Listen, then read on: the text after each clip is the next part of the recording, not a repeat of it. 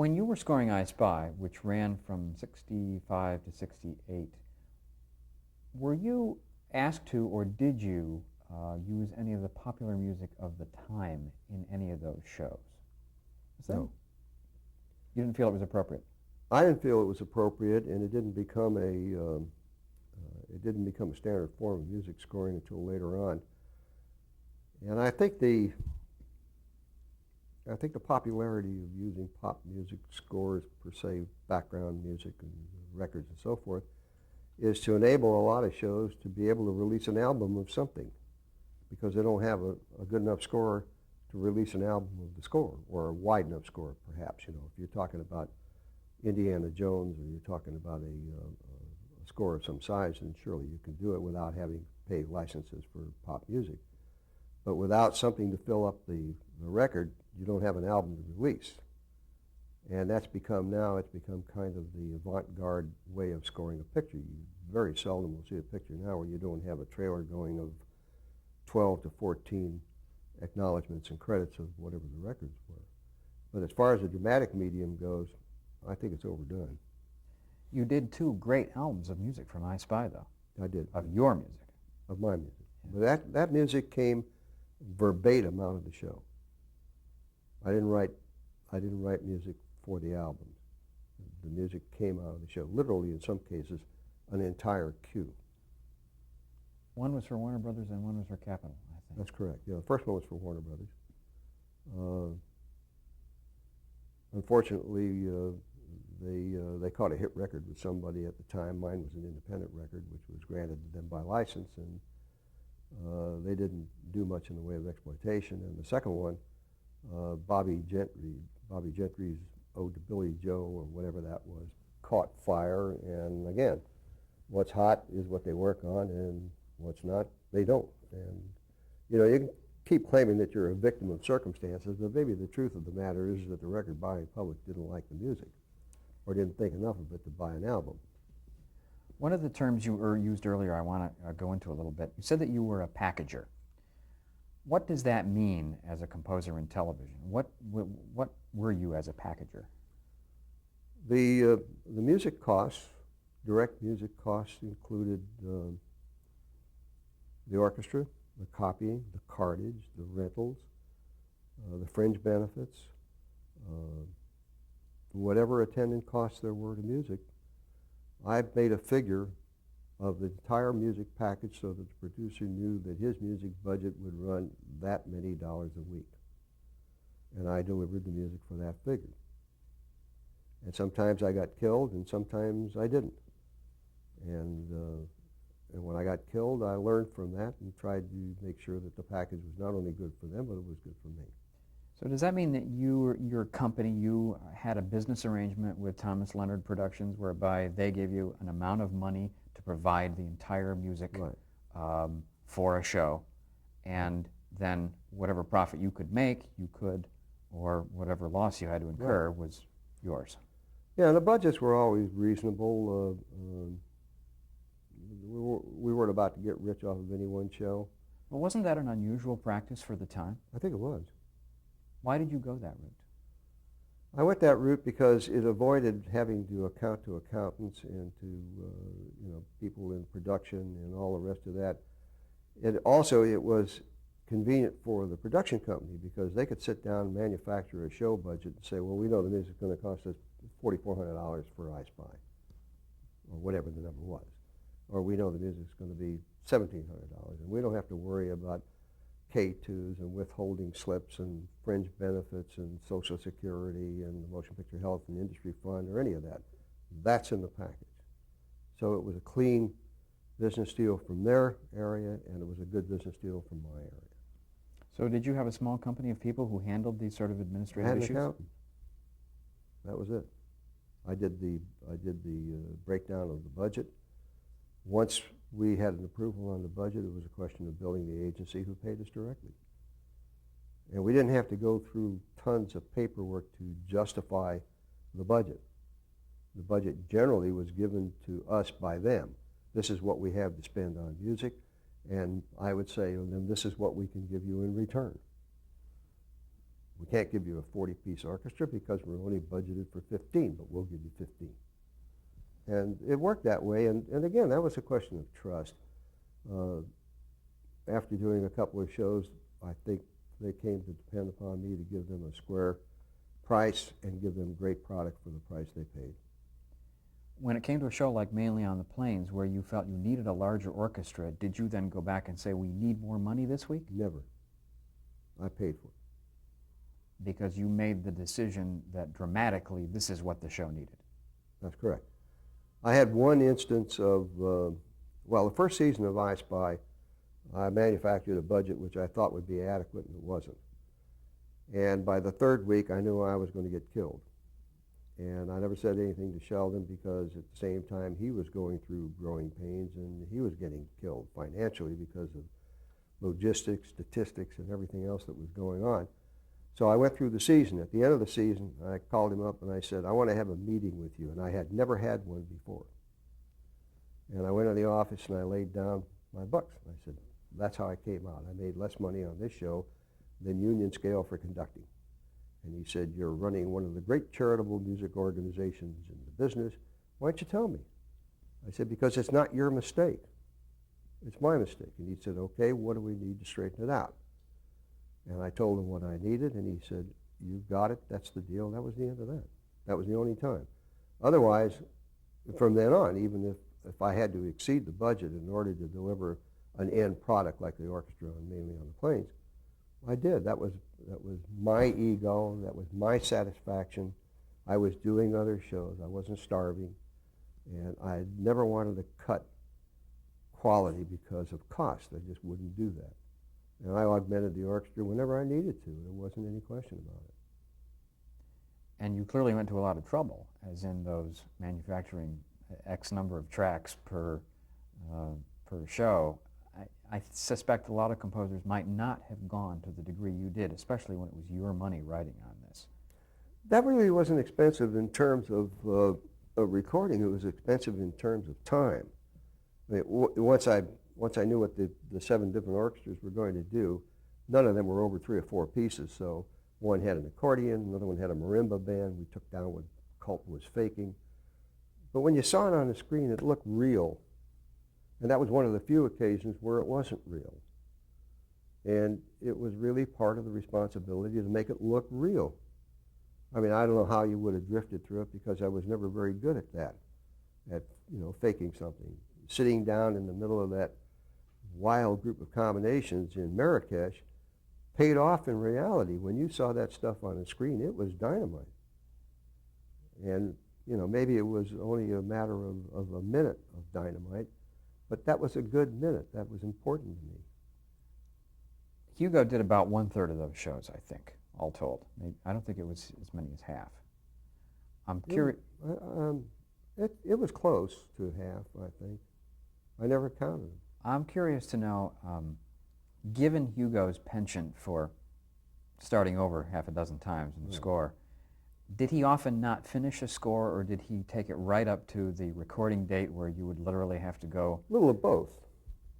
There were a couple of times when he didn't finish, and there were a couple of times where we got it finished, but we got it finished because Carl and I climbed the fence at his house because the gate was locked, and went in and saw him in his underwear by candlelight studying something. He said, Hugo, what isn't finished, give it to us, and we divided up and take his material, of course, and use it. You literally climbed the fence of his house? Yeah, we had to climb the fence.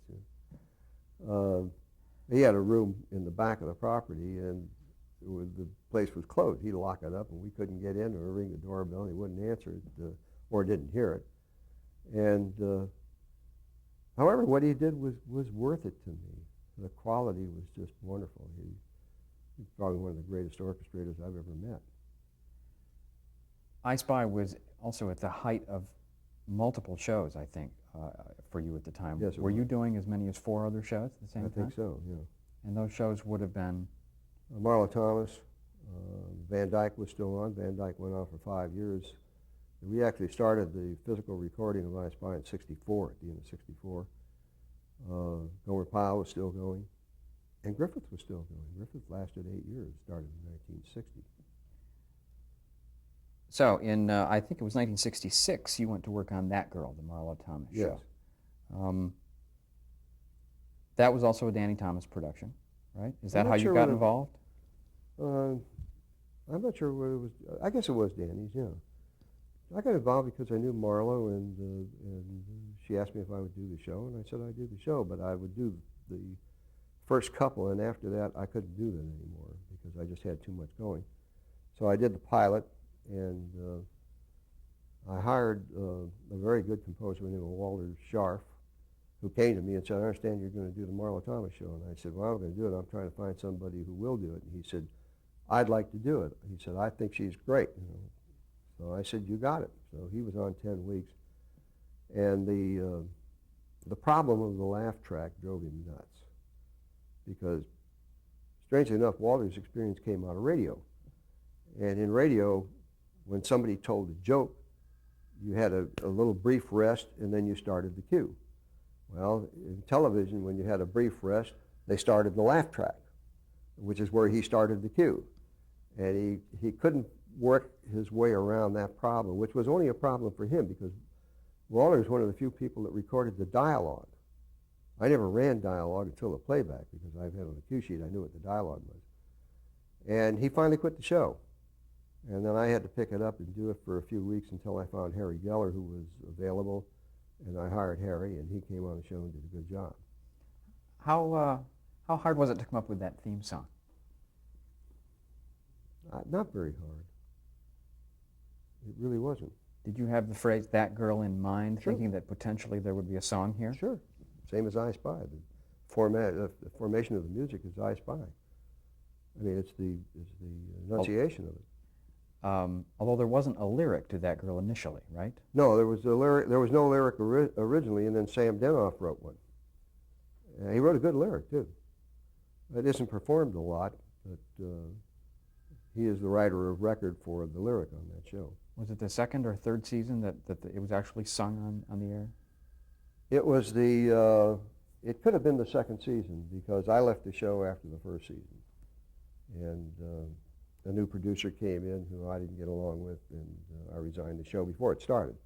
And actually, I wasn't doing the show. I had Harry doing the show, and he wanted somebody else, and I didn't think it was appropriate because Harry was doing a good job, and it was his lead show. I knew that before he did anything else, he would do that, and rather than make a fuss about it, I resigned the show. When he left 2 years later, Marla called me up and asked me if I'd come back on the show, and I did for the last 2 years, I guess. I think the show lasted 5 years. Was there much music in That Girl? Yeah, there was enough. It was what I would call a medium burden for comedy shows, probably 6-7 minutes, sometimes longer, sometimes less, depending upon the fabric of the show. Again, original music every week? Original music every week. Okay. The only time I ever fooled with the library was on a show called Guess Where to Ho that was done by Desi Lou. It was around 1960 or so? Yeah, it was pretty early on, and they wanted a library, and I just said, look, I won't do that unless I can get the union to allow me to record it in the United States. So they said, well, try. So I went to the union, and I said, look, you want it to go overseas? Or at least let me have 4 sessions here. And they did, and I made a library for them, and the show only lasted 1 season, so at least they had 4 sessions out of 13. Great. I did one later on called Mary Hartman. I did the library for that. Yeah, and I want to talk about that a little later. Okay. I don't remember much about it. But I do want to ask you about the Mod Squad. I think this is 1968 now. How did 68. Yeah, how did you get involved with that show? Was that also a Thomas Leonard production? No, that was a Thomas Spelling's production. Oh, Aaron Spelling. Aaron Spelling became a partner of Danny's in a sidebar venture, and came up with the idea for Mod Squad. And of course he did himself. He did a bunch of spin-offs of that with the Rookies and Starsky and Hutch. It was all buddy cop, you know. Which actually was the start of it was I Spy. Sure. Of the buddy cop. The original buddy cop Sure. show. And Aaron asked me if I would do the music, and I said I would, and I did. How did you create that main title theme? It's so dynamic, I think, to look at. One wonders whether and to listen to. One wonders which came first, the visuals or the music. The visuals came first. And that one, the visuals came first. And it again was it was a format similar to I Spy in that the show started with a teaser. And the music that came out of the teaser had to go right into the main title. So it had to resolve into that downbeat chord, which I forgot was a C, I think, a unison C. I can't really tell you how I did that, John, because I was married to some action and some freeze frames. You would see Clarence Williams running down the street, and they'd come in close up on him and freeze. And then the same thing with Peggy, and then the same thing with Michael Cole, and then finally Ty Andrews. And in blocking out where those freezes occurred and making up my mind that I was going to accommodate them in one way or another, it didn't fall into any given pattern. And that theme wound up being a tempo layout of 4/4-7/8-6/8-4/4. And it suggested a musical pattern that seemed appropriate, and I went with it and let it happen, and it happened real well, I thought. It was a good title in as much as the music didn't sound like it was accommodating the picture necessarily if you listen to the track alone, but it accommodated everything in the picture. Was there any pressure at all, because these were young, hip cops, to do a kind of rock and roll kind of score? There was, definitely. And where did that pressure come from? Came from the network, who said, in effect, we would like to have a Simon and Garfunkel type of score. And I said, with or without words? And I forgot who the network guy was, said, well, no, without the words. Well, Simon and Garfunkel without the words, a couple of rhythm guitar players. You know, what are you talking about? Well, we'd like to have that kind of modern rock and roll beat. You know, there are 11,000 different kinds of rock and roll. And I hired Shorty Rogers to do the pilot with me because we were really pressed on time. It was an hour-and-a-half pilot, or 2-hour pilot. I forgot. I think it was an hour and a half. No, it was 2 hours. And Shorty was into that much better than I. Shorty was the great jazz arranger. Yeah, and trumpet player. He was a fine arranger, fine writer too. He wrote the end theme, which I thought was wonderful. We used it every week as a walk-off into the sunset theme. And we did the pilot, and rock didn't work very well. It worked okay in the chases, in the car fights and car chases and fights and all that stuff. Then the rock worked great. But for scoring, rock and roll is not harmonically very sophisticated, and unless you have rhythm going, it doesn't really work well as a dramatic entity. And by the third show, I tried mixing serial music in 12-tone. And I expected to get some screams of pain, and I didn't. And we wound up doing the rest of the show. Shorty didn't make the show. He got hung up with somebody in Las Vegas, and I hired Billy May to alternate with me. Because by that time, I knew that I had to have somebody do every other show. I couldn't handle it. And Billy was wonderful. And we went into 12-tone.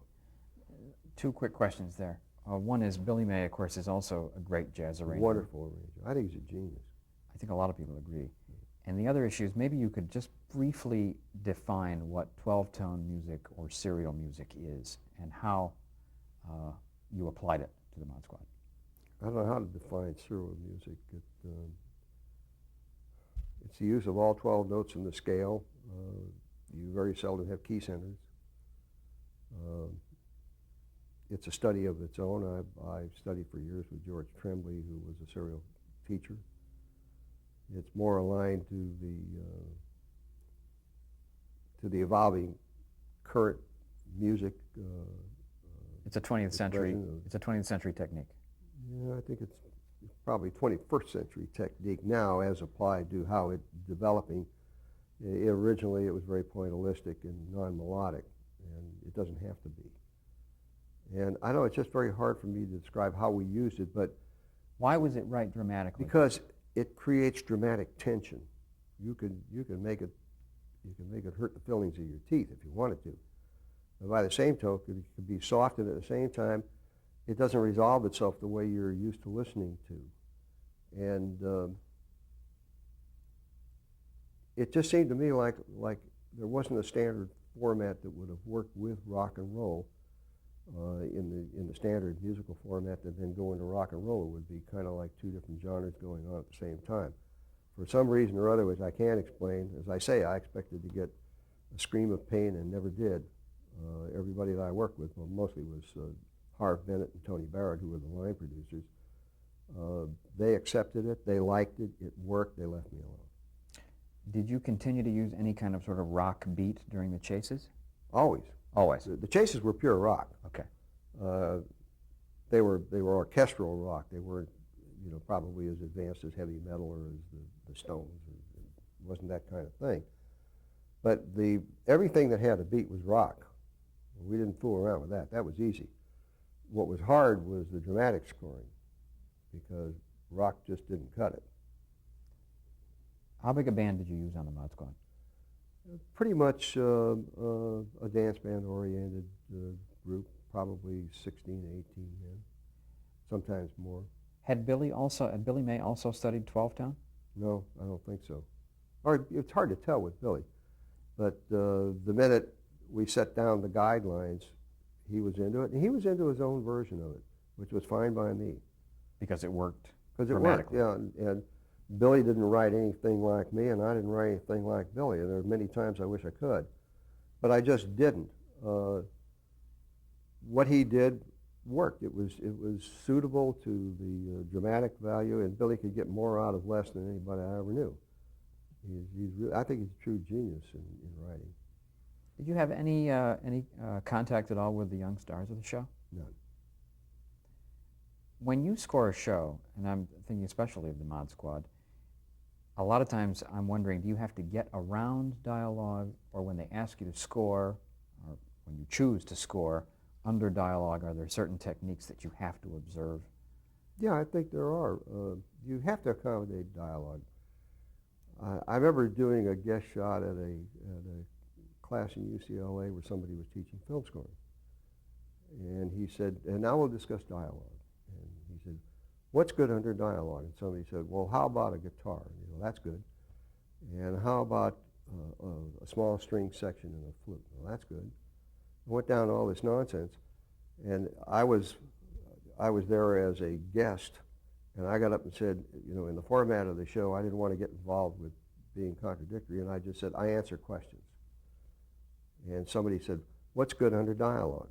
I said, well, if you've got two people standing at the corner of Colorado and the Arroyo Seco Boulevard, and the New Year's parade is going by in front of the Rose Bowl, and you see a marching band behind you, you can't use a flute and a guitar. That won't work. You have to use a marching band. Now, the level at which you record it and you dub it back, it has to be consistent with the picture, but by the same time, it has to protect the dialogue. That's basic. Sure, you thin an orchestra out. You hear composers expound about, well, you want to stay out of the range of the human voice. Well, you can't stay out of the range of the human voice. I'm in the bass clef somewhere. My wife is somewhere in the soprano clef. You're not going to play anything. You play just top and bottom. You have to play the music that's appropriate, and then you have to design it so that you don't have open brass screaming when people are whispering. And at the same time, you don't have a guitar and a flute playing when somebody is threatening to kill somebody at the top of his voice. The dramatics indicates the level of emotion that you put into the music, and that's a matter of common sense. You can't create a dramatic value at high intensity unless the music has dramatic value at high intensity, one level below the intensity of the dialogue, so that it amplifies the dramatic intensity. If you don't do that, you're not doing anything. Because that's essentially what we're hired for. We're hired to heighten the emotional stakes.